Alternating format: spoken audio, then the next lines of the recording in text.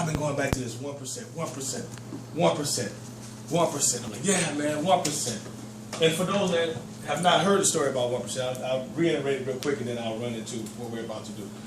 The 1% challenge we did was, I challenged everybody to do one thing 1% better every day. Just that same thing. So we do 1% today, 1% tomorrow, 1% the day after. Whatever that one thing is, whether it's call your kids, whether it's get up in the morning and pray, whether it's make sure you listen to something positive in the morning, whether it's cigarettes, whether it's putting one beer down less, whether it's putting a joint down less that you would smoke, whether it's a line less that you would do, whatever. Yeah. 1%. And in 30 days, we will be 30% better. And in 90 days, we'll be 90% better. We'll be darn near 100%. But just one step at a time. Just one step at a time. Just one step at a time. So I was challenged by that because I've been challenging you guys. And I got to let y'all know because I want to keep it real with y'all. I got to keep it real with y'all. Last week was a challenge for me on my 1%. I called my kids. Boom, I got that. That wasn't just my 1%. I'm doing great with that. I put it in the phone. Okay, I'm calling this kid at 8:30, this kid at 9. We got it done. Boom. Kids, hey dad, hey dad, hey dad, hey dad. All right, boom, we got it. 1%. The other 1% was, you know what? I'm going to start listening to something positive every night. TED Talk, gospel, something in the headphones. I don't care if I'm tired. I'm just going to put it in the headphones and going to listen to something positive every night. Me and the wife. Tuesday night, listen to something positive. If it's 12:30, 1 o'clock in the morning, I'm listening to something positive. Last Tuesday night, something positive. Wake up Wednesday morning, I'm in a fight with the wife. And I'm saying, what the heck? And I'm fighting her because she don't want to get out of the car. My phone rang. It's my ex-wife, my daughter's mom. And I'm on the phone with her, and we're situating, okay, the times, and I'm at my wife's job, and I'm looking like, okay, see you later. And she like, don't just be flimming me off because I ain't going nowhere. You on the phone. Hold on 1 second. You finish that first, and then we'll talk. I'm like, wow. Oh, wow. 1%. But here's what I decided. That 1% did this.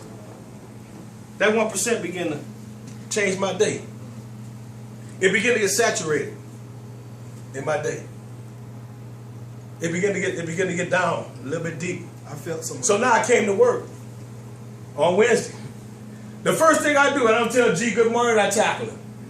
Hey man, listen, get the man stuff off this man station. He's like, man, what's going on with Ray today? And all day, as my day got filled, I got saturated with stuff.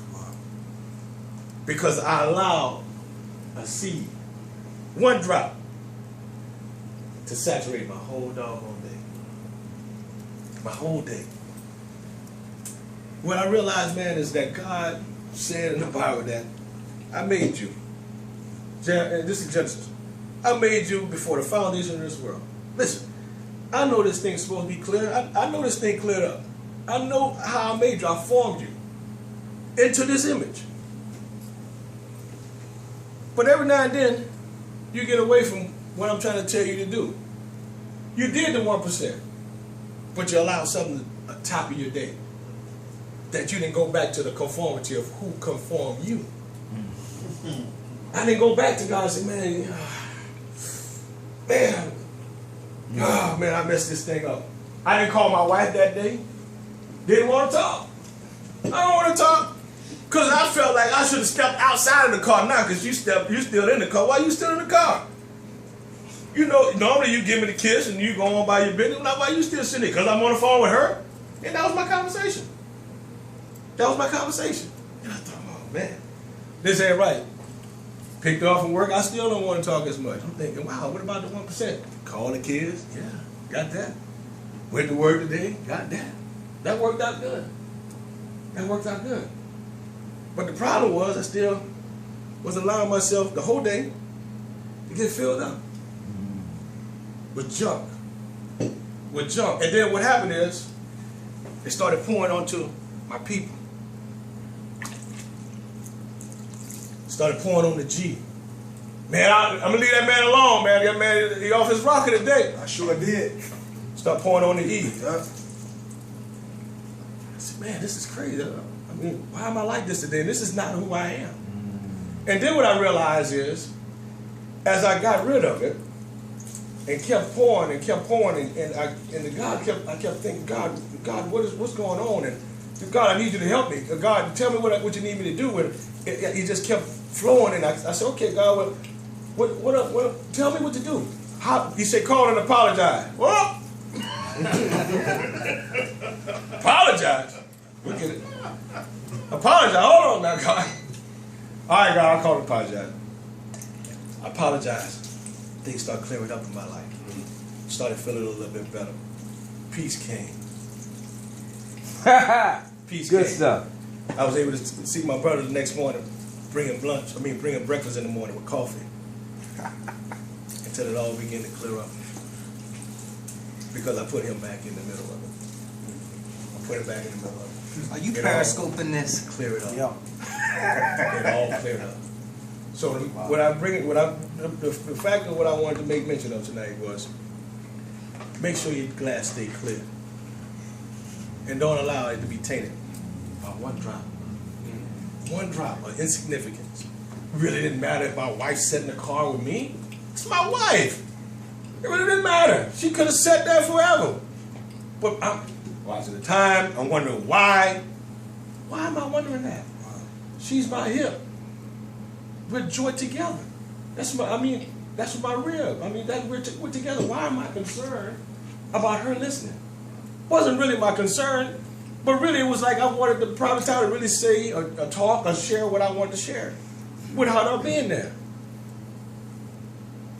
So what I'm saying, man, is make sure that you keep it clear on a daily basis, meaning prayer time, meaning forgiveness, meaning love, meaning peace, joy, hope, long suffering, all those 9 gifts of the Spirit. And it'll stay clear all day. You ought to give God a clap for that. Good job. I just wanted to share that. I wanted to share that, man, because I wanted y'all to know that it ain't all clear sometimes. Sometimes you get tainted, man. With the workforce from the day, sometimes you get tainted with him having to run out and I need to run, but I'm committed to this thing. Sometimes it begins to take because now the other person feels some kind of way. But what I realized too is this: can't nobody make me happy. My wife can't make me happy. Only God can. Go ahead. She ain't supposed to make me happy. Now I'm triggering some thoughts right now. If I'm happy from here, she ain't got to be the one to make me happy. I already come into this thing happy. I'm already come self-sufficient and self-designed. Now don't get me wrong. Here's what I do believe about marriage. I believe that marriage is for 2 messed up folk that God ordained to be together.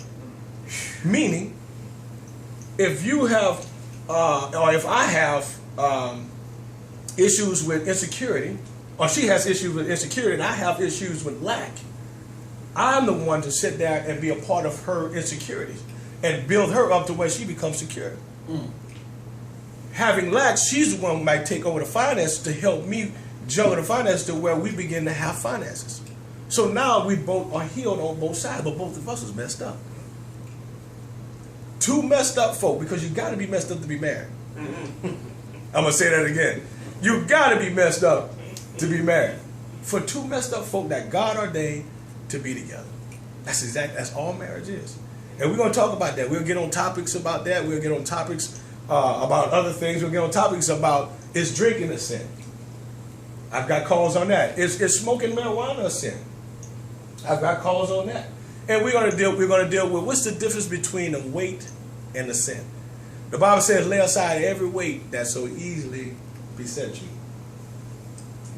It also says, Every weight and sin, sir. every weight and sin. Yes, sir. So here's what we're going to do. We're going to deal with all that. Yes. We're going to deal with all that. We're going to deal with all that. And other things that you guys come up with that you'd like to bring about. And it'll bring us back to our study time.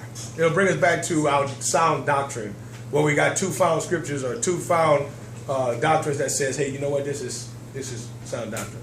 So tonight I just wanted to encourage you guys, man, and let you know, keep your glass clear, man. Don't let anything get you off your path of God, man. Don't let anything get you wavered.